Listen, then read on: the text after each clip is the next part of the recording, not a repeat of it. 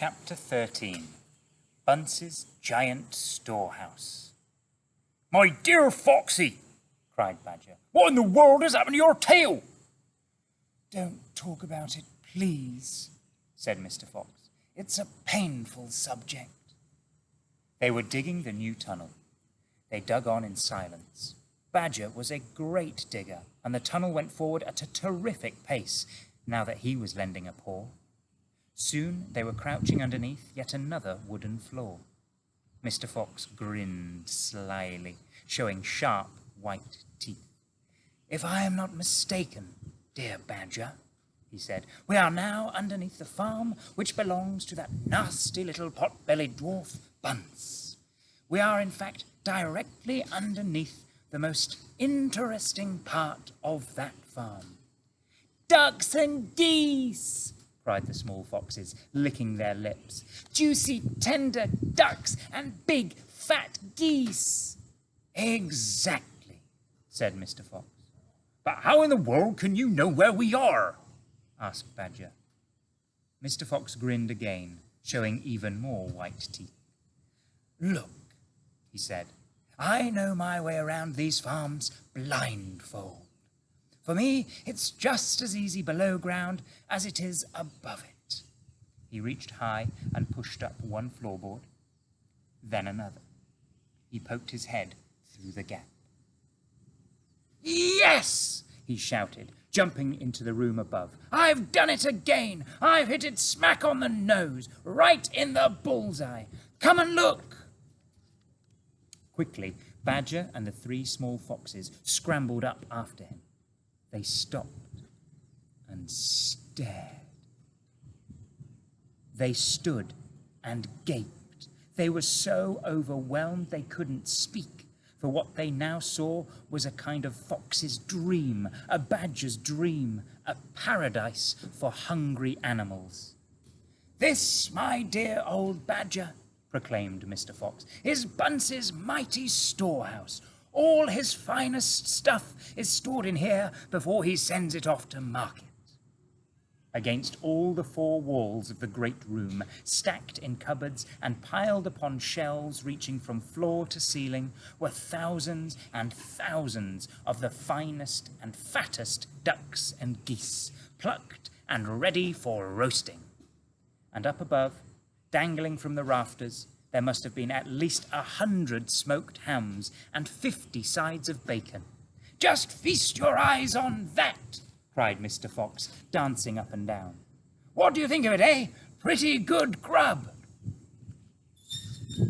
Suddenly, as though springs had been released in their legs, the three hungry small foxes and the ravenously hungry badger sprang forward to grab the luscious food. "Stop!" ordered Mr. Fox. "This is my party, so I shall do the choosing." The others fell back, licking their chops. Mr. Fox began prowling around the storehouse, examining the glorious display with an expert eye.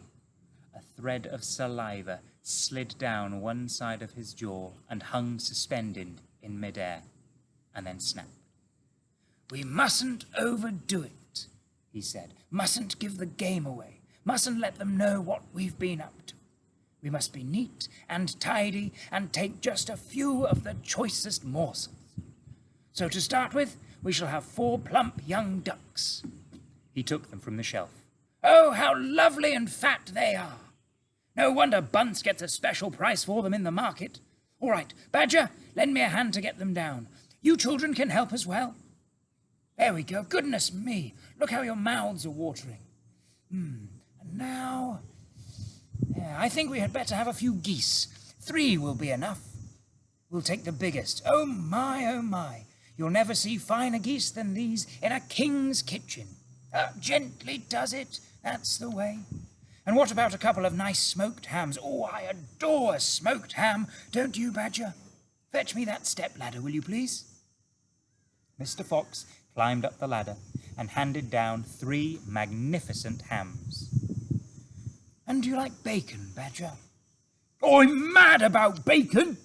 cried Badger, dancing with excitement. "Oh, let's have a side of bacon. That big one up there." And carrots, Dad, said the smallest of the 3 small foxes. we must take some of those carrots. Don't be a twerp, said Mr. Fox. you know we never eat things like that. It's not for us, Dad. It's for the rabbits. They only eat vegetables. My goodness me, you're right, cried Mr. Fox. what a thoughtful little fellow you are. Take 10 bunches of carrots. Soon all this lovely loot was lying in a neat heap upon the floor. The small foxes crouched close, their noses twitching, their eyes shining like stars. And now, said Mr. Fox, we shall have to borrow from our friend Bunce 2 of those useful push carts over there in the corner. he and Badger fetched the push carts, and the ducks and geese and hams and bacon were loaded onto them. Quickly the push carts were lowered through the hole in the floor. The animals slid down after them. Back in the tunnel, Mr. Fox again pulled the floorboards very carefully into place so that no one could see they had been moved. My darlings, he said, pointing to 2 of the 3 small foxes. take a cart each and run back as fast as you can to your mother. Give her my love and tell her we are having guests for dinner. The badgers, the moles, the weasels, and the rabbits. Tell her it must be a truly great feast. And tell her the rest of us will be home as soon as we've done one more little job. Yes, Dad, right away, Dad, They answered, and they grabbed a trolley each and went rushing off down the tunnel.